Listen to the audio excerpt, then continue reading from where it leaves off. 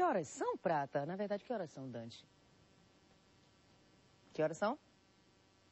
8 horas e 11 minutos. Agora continuamos a nossa série de entrevistas com os candidatos ao governo do estado aqui no Baianoá. Hoje, como eu disse, o nosso entrevistado é o candidato do Partido Verde, Luiz Bassuma. Bom dia, candidato. Bom dia, Daniela. Satisfação muito grande estar aqui no programa Baianoá. Satisfação toda nossa. Antes da gente começar a nossa entrevista, vamos à biografia do candidato Luiz Bassuma, por favor.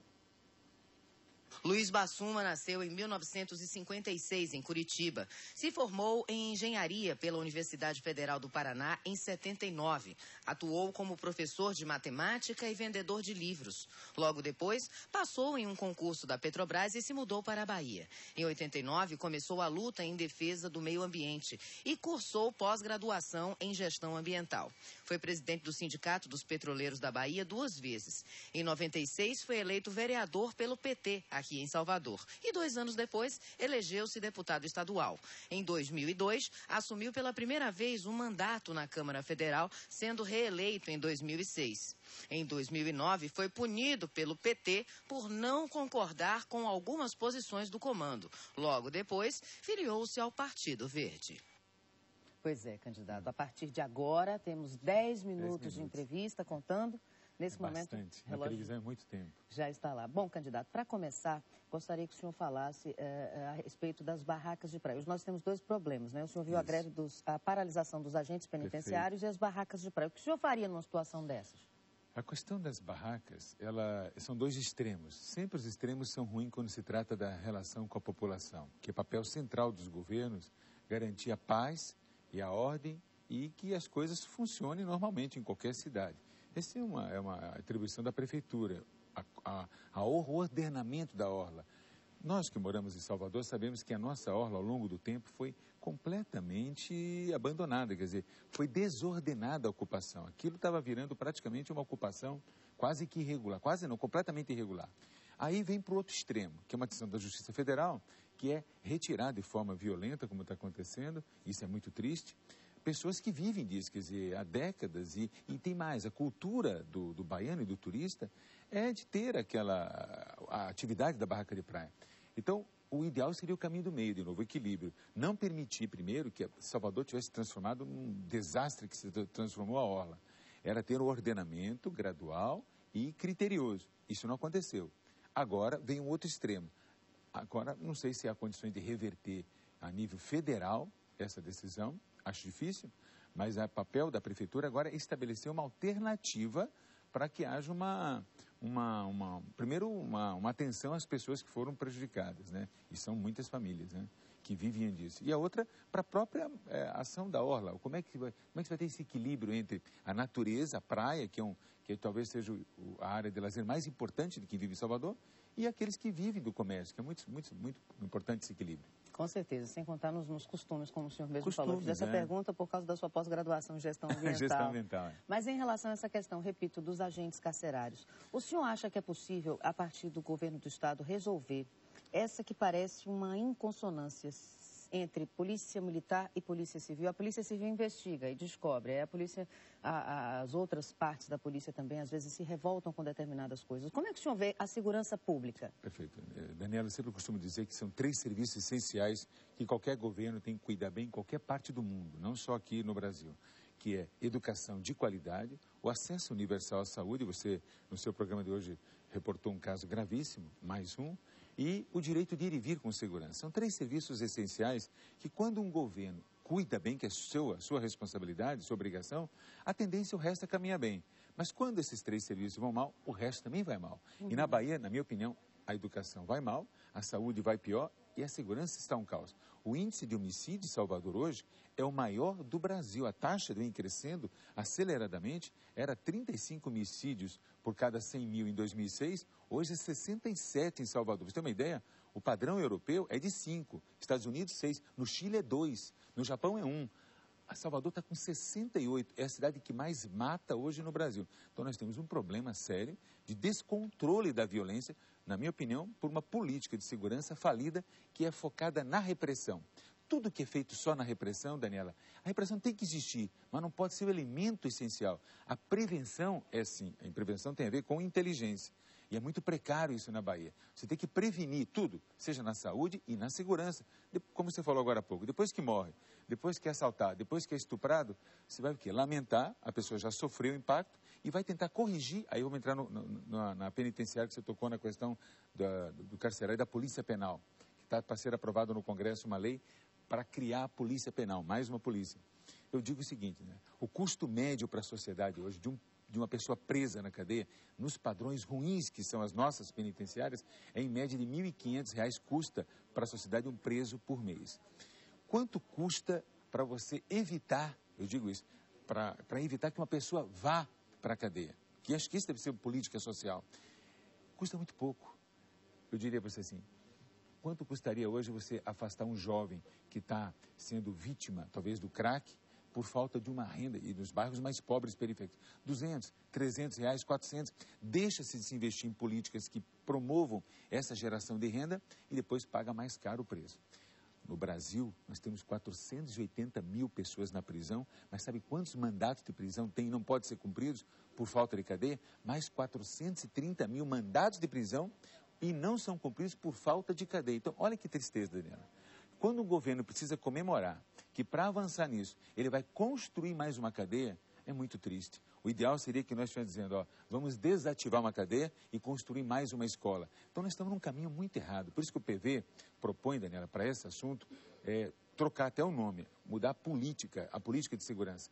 Passa a ser Secretaria da Paz e da Segurança Humana. Medidas de curto, médio e longo prazo, mas a principal é de longo prazo, que é estabelecer a cultura da paz e não a cultura da violência. Essa não dá resultado nenhum. Essa é a nossa proposta nessa área. Ô candidato, vimos na sua biografia que o senhor saiu do PT por algumas discordâncias com propostas do partido. Que discordâncias foram essas?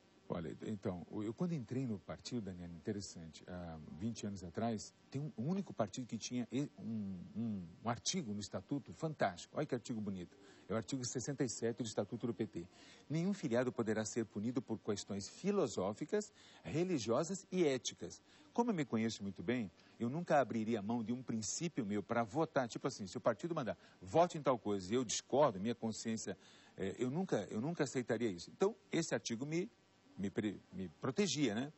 Então, o partido mudou a sua concepção ao longo do tempo. Em 2007, o PT passa a defender a legalização do aborto. E eu sempre fui contra isso. Eu respeito quem defende.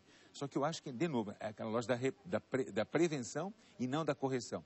Você tem que ter políticas de planejamento familiar eficiente e de prevenção à gravidez, que são simples, baratos, econômicos, e não tentar corrigir depois com o aborto, que além de matar uma criança, traz traumas a uma mulher sempre.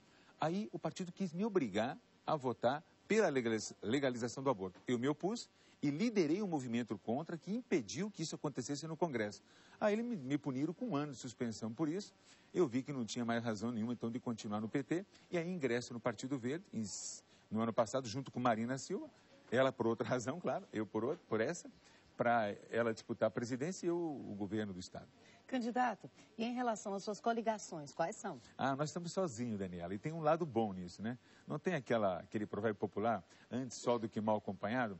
A gente até gostaria de estar com algumas companhias. Não foi possível porque ninguém quis se aliar ao PV, que não tem estrutura material.